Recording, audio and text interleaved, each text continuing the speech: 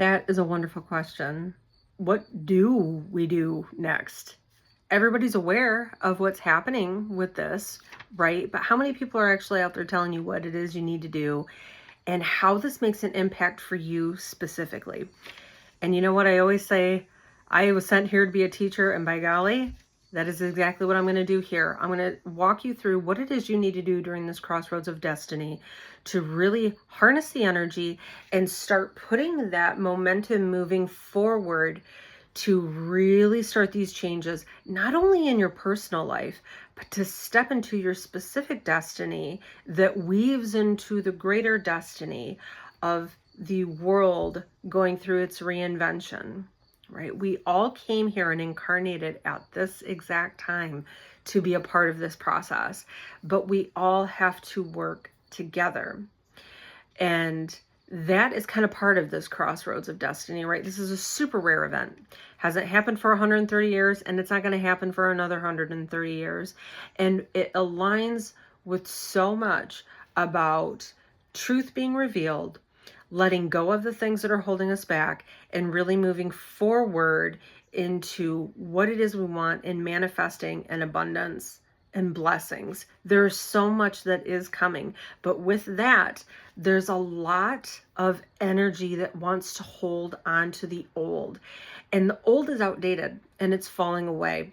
And as Pluto moved into Aquarius at the end of last year, that's when we really saw the curtain tear, right? That is when Pluto, the planet of reinvention, and it reinvents not from just like remodeling a building, right? It tears the thing down and it builds something new because the old structure does not work anymore. It may have worked 250 years ago when Pluto went into Aquarius at the time of the American Revolution, but it doesn't work now for where we are now, and it needs to change. And as it left Capricorn, where it was at from 2008, it was working on reinventing all of the structures and the foundations under our feet, from our family systems and family dynamics on a personal level, all the way up to government structures and how they are working.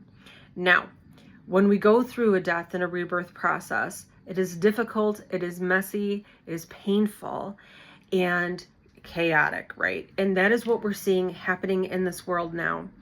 But this Crossroads of Destiny comes in, and it gives us this opportunity to say, there is that deep feeling. I have a purpose and I am supposed to be a part of this change, right? It's not change that comes from anger. It's not change that comes from hate. It's not change that comes from trying to push your ideas onto anyone else. It is operating and stepping into the true octave that only you can bring, your destiny, your soul's purpose, and raising that up together with everybody else's so we can make these changes. Now, what is the baseline for this? And let's see how it works for your chart. Okay, everybody, I'm going to walk you through this here. So what we have happening at the base of it is the Pisces and Virgo eclipses. Now, Pisces, the first thing you're going to do, my friend, is you are going to look up your birth chart. I personally love Astro Theme. You guys do what you want, but I love the layout of Astro Theme. I love the way it makes the planets look. I love it. So Astro Seek is a great one. Birth chart calculator, go to it, right? Now, what we're going to do is we're going to look to see where the sign of Virgo, what house it rules, and Pisces, what house do these rule in your specific birth chart. You need your birth date, your birth time, and your birth location to pull that. Birth time is very important because that sets the houses.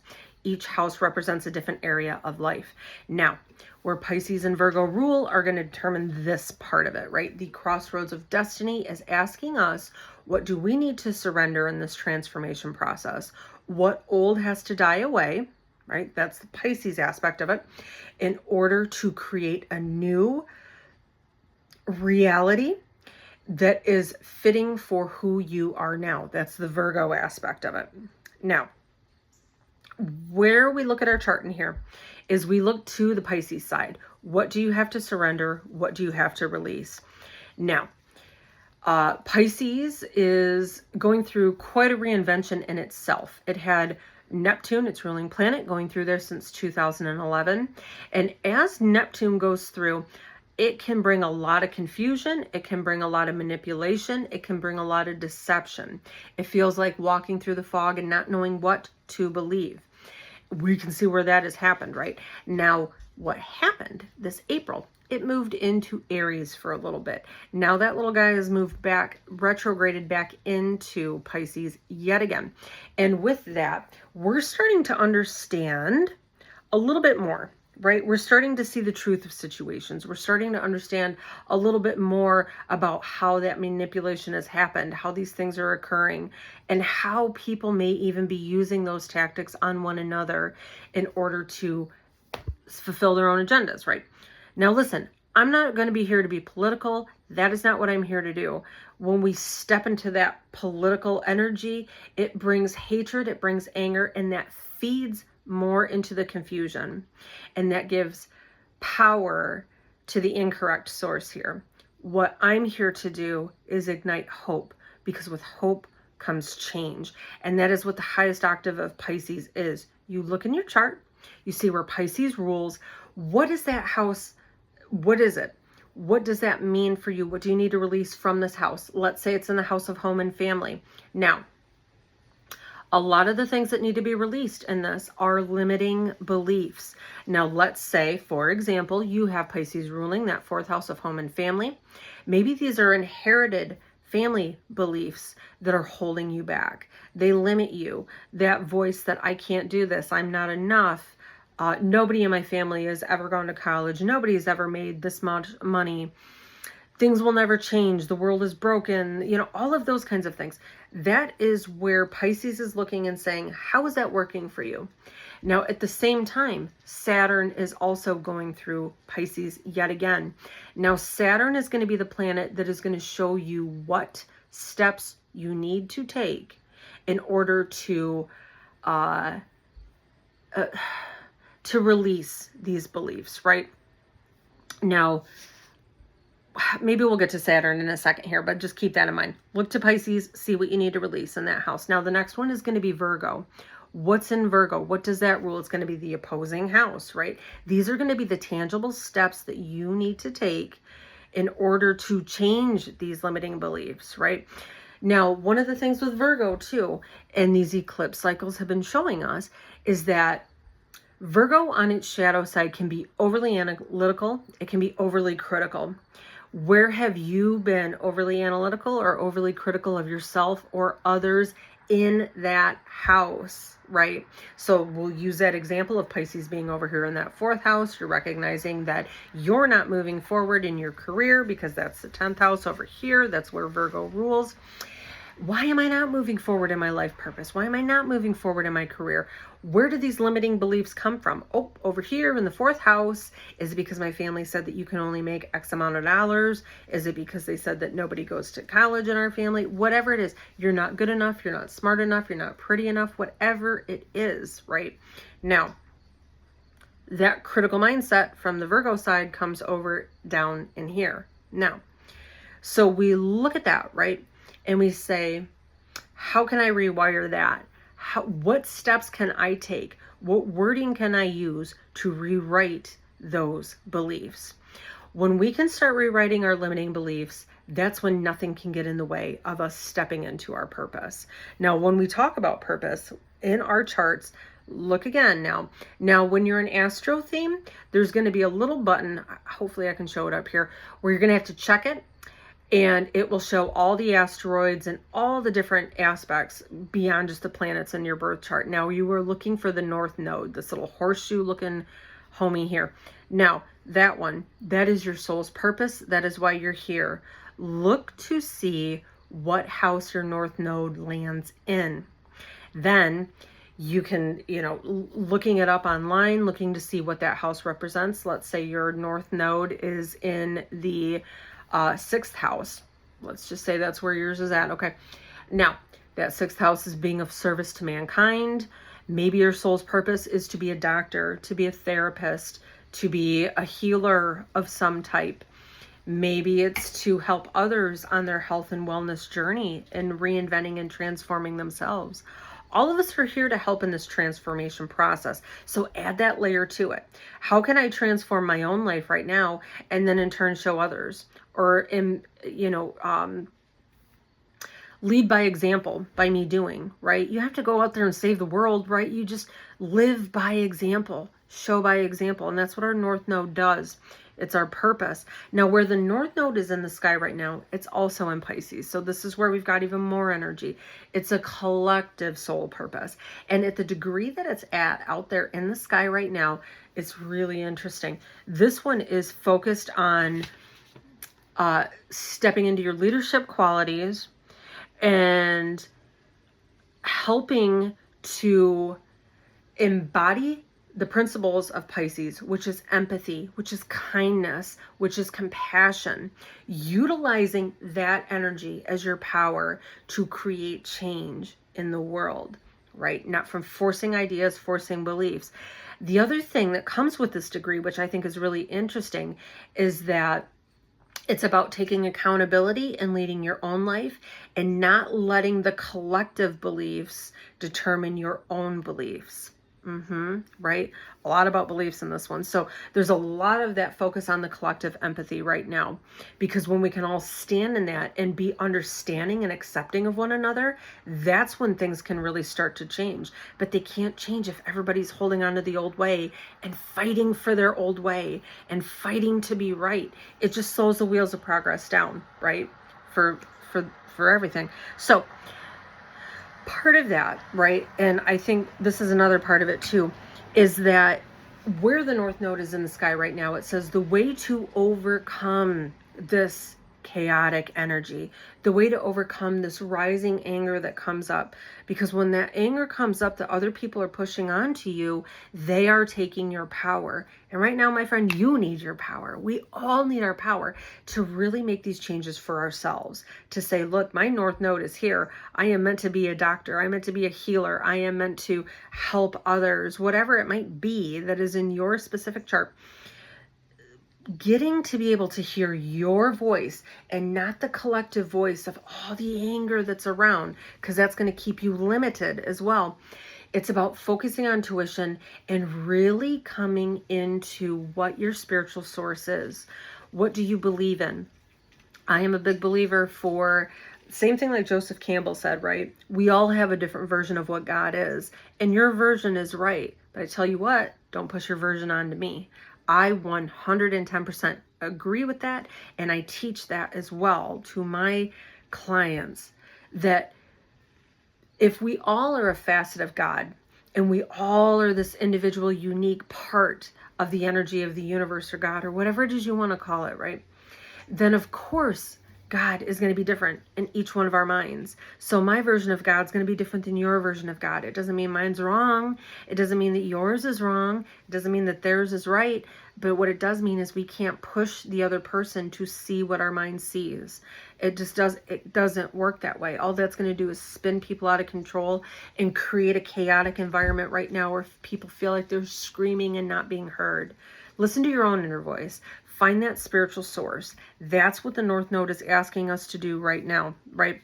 Letting go of being overly analytical, overly critical of what people are choosing, saying, doing, and directing that energy and saying, I'm going to let go of that. I don't care what they think, and I'm going to focus on me, right? It's not selfish. It's necessary right now. Now, back to Saturn.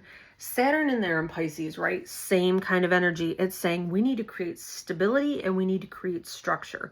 And we're doing it in this sign of Pisces right now. And as it does it, remember it left, and then it came back, right? It left, it went into Aries where it's trying to reinvent the wheel, right? And now it's coming back again, and it's at a critical degree. At the time of this new moon, that portal that closes where we can really create these new beginnings. Now, what Saturn is asking us to do is look back. Where is Pisces in your chart? Remember, so look to see what Saturn's doing in your chart right now. What houses is it impacting? What planets is it impacting? These are the challenges you've gone through. These are the lessons that you've learned. These are the difficulties that you've had to go through to understanding those limiting beliefs that are holding you back from stepping into your purpose, right? This is where you're going to make a plan. And this is also where you're going to see where the illusions and the wool are being taken from your eyes right now. And a lot of that comes from those limiting beliefs, the ones projected from others and the ones that we've put on ourselves as well. So now the next one you're going to look at is Venus in Leo. Right now, what that has been doing through this whole process, it's helping us to really bring harmony and balance with our inner child and our higher self, right? Because when we do that, we understand who we truly are within. We understand without anybody else's insights what we need to think, what we need to believe. We take that time to nurture that inner child. We say, okay, where is Leo in your chart? This is where you're going to say, oh, that's where I've got some inner child wounds. Okay. All right. 8th house. Let's say it's in there. I've got some wounds that are still existing from old traumas. I've got some existing ones from some losses maybe I haven't processed. And then we look at the Leo side of it, and it's, where did my power and my control get taken from me? And how can I stand in my light now? That's what you're going to ask yourself looking at Leo in your chart. Now, not only that, but Venus is one of the most beneficial planets. Jupiter and Venus. We're going to talk about Jupiter in a second too here. Now, Venus is going to show you exactly what you need to get those blessings and the abundance in your life. What's going to bring you peace? What's going to bring you happiness? That's where that Leo, just now moving into Virgo, Venus is going to show you. That's going to point to the what will bring you the most peace, right? And where your inner child needs that balm to heal it, right? Okay, moving on to Jupiter now. Jupiter's trying to bring you luck. This is also at a very interesting degree right now as well. It's in Cancer, so it's really pulling on those old family dynamics and those old wounds this year. But where you look to see where Jupiter and Cancer is in your chart, look at it right now. So look to see where Cancer rules in your chart. Let's say that Jupiter is in your 1st house, okay? This is where the blessings are trying to come in. If you can start making that plan, right? Understanding what your soul's purpose is, being aware of, what steps need to be taken, right? That all these things that Saturn is telling you to do. If you start making those changes, even just by putting it out there to the universe, I'm ready to do it. That's where Jupiter and Cancer, looking to see what that house is, that's where the blessings are going to come from all of this work. So let's say Jupiter's in your 1st house. That, Jupiter, Cancer is going through your 1st house. I know that all of this is not clearly a chart right now. Like, I'm just saying these things off the top of my head. But Jupiter, let's say it's going through that 1st house. The blessings are trying to come to expand you. That 1st house is of the self, of you being able to stand in your power, to be proud of who you are. You do all these things. That's where the blessings are going to come. And when Jupiter transits through our 1st house and transits, that is a time frame when that person grows over the next 18 months. They're trying new things. They're doing new things. They're meeting new people. Opportunities are coming. That's where the blessings are going to come, whatever house Jupiter's in. So you look to that. Now, let's distill it all down, right? Beyond these things, right? What can you do to really harness this energy? Because that was a whole hell of a lot that I just peeped out. That's why I wrote the book, right? That's why I wrote the book to begin with, because it's so much. It's so much. But I tell you what, the number one thing that you can do is just by saying, universe, I don't know how to do this. God, I don't know how to do this. Buddha, I don't know how, whatever it is that is your source, but it has to be a higher source, right? That's connected with the collective. I am ready to stand in my power. I'm ready to step into my destiny, and I need you to show me the way. I'm telling you right there, just by doing that, the universe is going to respond. It's going to hear you saying, look, I know where I've learned my lessons. Or have I not? That's going to be the other part of it too. You're going to look where Saturn's at, and it's going to say, ooh, that's in my house of debts. Have I let debt get a hold of me? Has my money become a problem? Have I let that become my guiding light? Is just my money? Those kinds of things. You're going to be looking at that and saying, what do I need to do to strengthen these things? And when we do, right, when we say, okay, Saturn, I've worked through those changes. I've seen what I've done here. Venus, I understand what my inner child needs. North Node, I know what you're telling my destiny is. When we do all of these things, and when we say, I know what I need to surrender, I know what I need to release, and I know the steps I need to take, I have that confidence and courage. Show me the way. The universe is going to respond.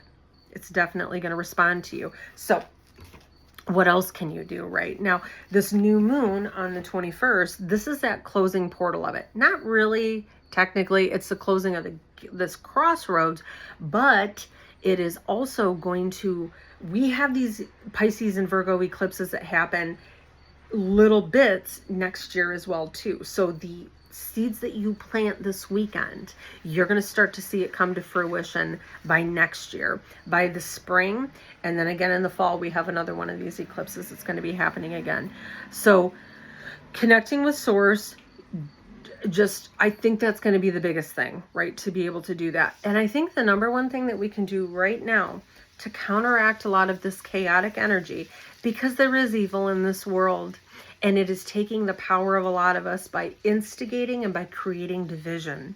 We don't take a side, right? What we do is we take the side of humanity and the overall transformation of everything that is the better good for everyone. And when we do that, the way to do that, to not have your peace be taken from you, is to say, you know what? I accept what is. And I am going to step into the Pisces side. I am going to show empathy. I'm going to show kindness. I'm going to show compassion. So maybe each day for the remainder of this crossroads, do something a little extra kind for somebody. You see somebody at Walmart, tell them they look beautiful.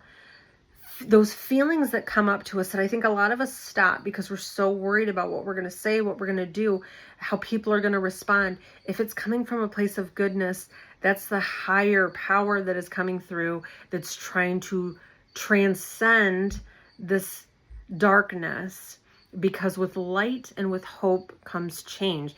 And so if you share that light, you're sharing the change at a pivotal time for all of us. So say something kind, do something kind, do something kind for yourself as well.